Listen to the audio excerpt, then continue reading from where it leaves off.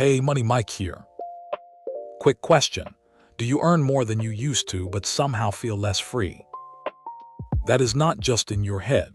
It is a money trap hiding inside your own paycheck. Today we pull it apart and find the way out. Let's get into it. Go and open your closet right now. I mean it. Go look at what is actually hanging in there. Somewhere on that rail is a jacket with the price tag still dangling off it. A dress you wore exactly once. Shoes that pinch, still sitting in the box they came in. And it is not only clothes, it is the gadget you used twice. The gym membership you never swipe. The upgrade you forgot you were even paying for. You spent real, hard-earned money on every piece. And most of it just hangs there in the dark, slowly going out of style. Now here is the strange part. That closet is not really a closet at all. It is a billboard. A silent billboard, pointed out at everyone who might ever see you wearing it. And almost every expensive thing on it is broadcasting the exact same message. Look how well I am doing. Look how much I can afford. Look where I rank. Each of those purchases was a quiet promise about the person you wanted to be seen as. A closet-like, that is really a gallery of intended identities. So be honest with yourself. You did not buy most of that to keep yourself warm. You bought it to be seen owning it. And the reason you did runs far deeper than shopping or weak willpower. It is a survival instinct, and it is older than money itself. So today I want to show you why you keep buying things you do not even want, and more importantly, how to finally stop. It all starts with a very old problem, staying inside the tribe. For almost all of human history, you did not survive as a lone individual. You survived as part of a group. Get pushed out of that group, cast out on your own, and the wilderness finished you off in a hurry. So your brain evolved to be obsessed with one nervous question. Where do I rank here? And does the group still value me? It was not vanity. It was life and death. The people with higher status got more food, more protection, and more chances to pass on their genes. That is why status can feel more urgent than plain logic. Deep down, your body treats a threat to your rank almost like a threat to your life. Higher rank was literally safer. Lower rank could get you left behind. Your ancestors were the ones who cared intensely about exactly where they stood. Psychologists have a name for the modern version of this instinct. They call it social signaling. You are constantly sending out tiny signals that advertise two things: your fitness and your access to resources. A strong body, a full storehouse, a warm coat.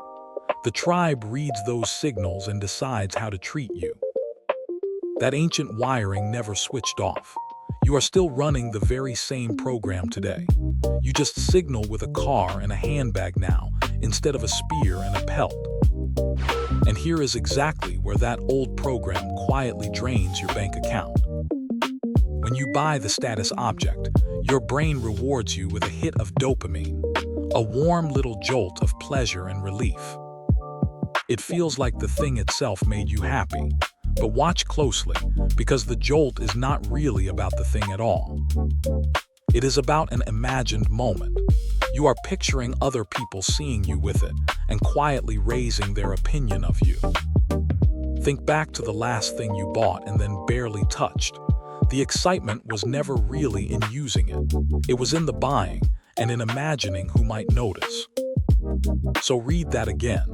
The dopamine is paying you in advance for a bump in social rank that has not even happened yet. Which is why the thrill dies so fast. The object is still brand new in your hands, but the rank signal has already gone stale. So you go hunting for the next hit, a newer phone, a bigger watch, one more thing worth broadcasting to the world. The chase never ends because the object was never really the prize. The feeling of climbing was the prize, and that feeling refuses to stay. Now take that ancient wiring and hand it a smartphone. For almost all of history, Your tribe was small, maybe 150 people who could actually lay eyes on your stuff. Impress that little group, and you were basically finished. There was a natural ceiling on the whole game. Today your tribe is millions of strangers, scrolling past you in a feed that never ends. And every app is a stage built for peacocking. The vacation, the outfit, the kitchen, the car, all of it posed, filtered, and lit to signal rank. But nobody ever posts the credit card bill that paid for the trip. You only get to see the sunset. You never get to see the invoice. But you are not only performing up there. You are also watching everyone else perform their own highlight reel all day long.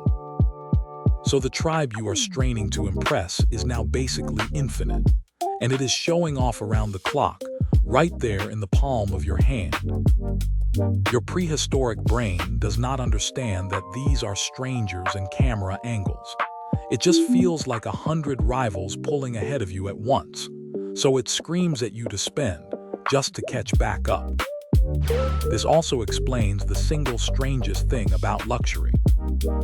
A designer handbag and a plain one hold the exact same amount of stuff, yet the designer one can cost 50 times more. You would assume that price is a flaw or a ripoff. It is actually the entire point. Biologists call it a costly signal. A signal only works if it is genuinely hard to fake. Think of a peacock and his enormous tail. It is heavy, it is useless, and it makes him easier for predators to catch. That is exactly why it works as a signal. Only a truly strong, healthy bird can afford to drag around something that wasteful and still survive. The entire value lives in the fact that most people simply cannot have it. If everyone could, it would signal nothing at all, and the price would collapse overnight. Luxury goods work the very same way. They are expensive precisely because they are wasteful. The waste is the message. Only someone with money to burn could possibly burn this much. So when you buy the costly thing, you are not really paying for leather or metal or a logo. You are renting the right to look like someone who can afford to waste money. But here comes the punchline that nobody actually wants to hear. The hierarchy you are bleeding your money to impress does not care about you, not even a little. The strangers you are signaling to are all busy signaling to their own crowd. They glanced at your new car and forgot it before lunch. You went into debt or drained your savings for a status bump that lived in other people's heads for about 10 seconds. Think about what that really means. You are paying a small fortune to rent space in minds that are already completely full of themselves. We spend money we do not have, on things we do not need, to impress people we do not even like. Say that slowly, and it stops sounding anything like ambition. The audience you are performing so hard for is not even watching. They are up on their own stage, performing right back at you. And that bank account that took the hit for the show, that one is painfully real, and it remembers every single purchase you ever made. So how do you actually break the spell? You cannot delete the instinct. It is hundreds of thousands of years old, and it is not going anywhere. But you can absolutely learn to catch it in the act. Next time you feel that pull to buy something, stop for just 1 second and ask yourself a brutally honest question. Would I still want this if I knew that no one ever would see that I owned it? If the answer is yes, then maybe it really is for you. Go ahead and buy it with a clear conscience. But if the answer is no, then it was never for you. It was for the billboard, and the billboard can wait forever. And to be clear, this is not about depriving yourself. It is about refusing to pay a private little tax that goes straight into the pockets of strangers. Here is a second tell to watch for.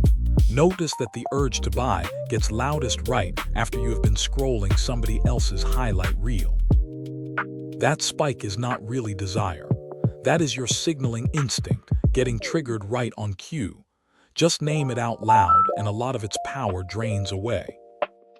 Then take the money you just did not spend and point it at something the tribe can never hand you. Real, boring, unglamorous freedom. Because a cushion of savings does not photograph well, it will never earn you a single like. But it lets you walk away from a job that is crushing you. It lets you survive the month when everything goes wrong. It lets you sleep at night.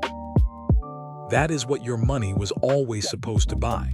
Not applause from strangers, options for you. Freedom is quiet. It never shows up in a photo, and it will never trend. But it is the only thing on this whole list that actually loves you back. And here is the quiet secret. The genuinely wealthy people are often the ones you would never guess. They stopped signaling years ago, and they kept the money instead. They worked out that the person who needs to prove the least is usually the one who is quietly winning by the most. So let me leave you with the whole idea in one breath. Most of your spending was never really about the thing. It is an ancient instinct, broadcasting your rank to a tribe that mostly stopped watching. So buy the things you truly use and love. But stop pouring your freedom into decorating a billboard for strangers who will never once look up. If this changed the way you see your own closet, do me a favor and subscribe. We fix the way you think about money, one trap at a time. I am Money Mike. I will see you in the next one.